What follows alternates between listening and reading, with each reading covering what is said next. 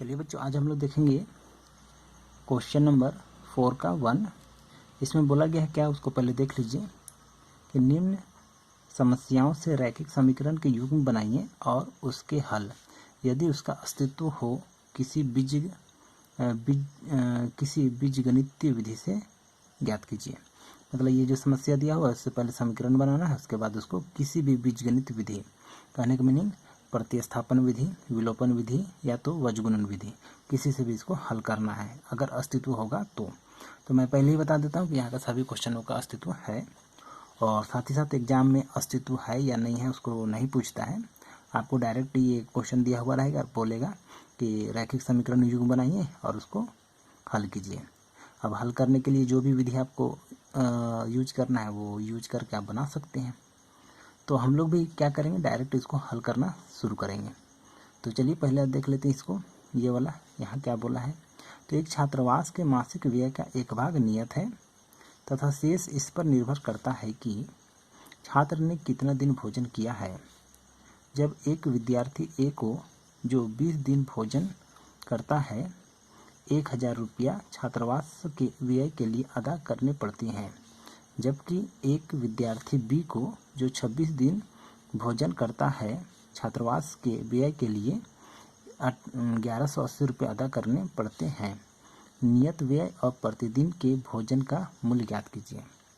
तो ये देखिए, ये जो क्वेश्चन है इसी तरह का क्वेश्चन हम लोग पीछे भी बनाए हैं, एक टैक्सी का किराया वाला और ये वाला। तीनों क्वेश्चन एक ही तरह से है। तो तीनों क्वेश्चन में अगर आप ध्यान दीजिएगा तो जो भी व्यय हो रहा है उसका एक भाग नियत रहता है और अगला जो भाग है वो प्रतिदिन भोजन पर या तो प्रतिदिन किराया, प्रति किलोमीटर किराया पर या तो प्रत्येक अतिरिक्त दिन कितना पुस्तक रखा है उस पर निर्भर करता है ना। तो चलिए देखते हैं इसको बनाना किस तरह से है। तो बनाने के लिए इस तरह से लिख लिए हैं कि माना कि छात्रावास का नियत व्यय बराबर 100 रुपया। कहने के नहीं, आप समझिए कि छात्रावास मतलब कि हॉस्टल में रहने का व्यय जो है वो है 100 रुपया। प्रतिदिन भोजन का व्यय बराबर y रुपया। अब ए द्वारा विद्यार्थी ए द्वारा किया गया भुगतान, तो विद्यार्थी ए द्वारा भुगतान कितना करेगा। तो देखिए अभी जैसे बताएं तो हॉस्टल में रहने के लिए 100 रुपया और एक दिन भोजन करेगा उसके लिए y रुपया। तो रहता है इसलिए 100 रुपये तो लग गया और कितना दिन भोजन किया है तो 20 दिन। तो एक दिन के लिए अगर y रुपया लगता है तो 20 दिन के लिए कितना लगेगा तो 20y, तो इसलिए यहाँ पर लिखा गया 20y। अब विद्यार्थी बी द्वारा किया गया भुगतान, तो विद्यार्थी बी भी तो हॉस्टल में रहता है ना, तो रहता है इसलिए 100 रुपया प्लस विद्यार्थी बी कितना दिन खाना खाया है। तो देखिए क्वेश्चन पर अगर आप देखिएगा तो आपको पता चलेगा कि विद्यार्थी बी जो है वो 26 दिन भोजन किया है, इसलिए एक दिन के लिए अगर y रुपया तो 26 दिन के लिए कितना आएगा 26y। अब दोनों को जोड़ दिए तो बी द्वारा भुगतान किया गया पैसा निकल गया और ये ए द्वारा भुगतान किया गया पैसा निकल गया। प्रश्नानुसार ये किसके बराबर है बोल रहा है, तो 1000 के बराबर है, तो 1000 कर दिए इक्वेशन 1। अब ये किसके बराबर है, यहाँ दिया हुआ है क्वेश्चन में, अगर आप ध्यान दीजिएगा तो ये ए वाला जो 20 दिन भोजन किया था और रहा था ना, तो उसके लिए 1000 रुपये लगा था और विद्यार्थी बी जो है वो वहाँ रहा और 26 दिन खाना खाया तो उसके लिए 1180 रुपये लगा था। तो ये वाला जो है वो किसके बराबर होगा 1180 के बराबर, इस तरह लिखा गया। दोनों लिखाने के बाद समीकरण 1 2 मान लिए, उसके बाद कोई भी विधि से हमको हल करना है इसको। हम क्या किए, विलोपन विधि से हल कर रहे हैं। तो विलोपन विधि से हल करने के लिए आपको मालूम ही होगा कि x का गुणांक या y का गुणांक पकड़ते हैं।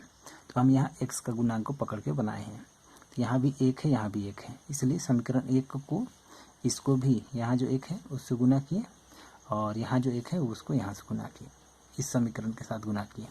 इसलिए यहाँ पर लिखे भी है कि समीकरण 1 को 1 तथा 2 को 1 से गुना करने पर, मतलब दोनों को 1 से गुना किए तो 1 से गुना करने से यही ना उतरेगा, इसलिए सेम टू सेम डायरेक्ट उतर गया।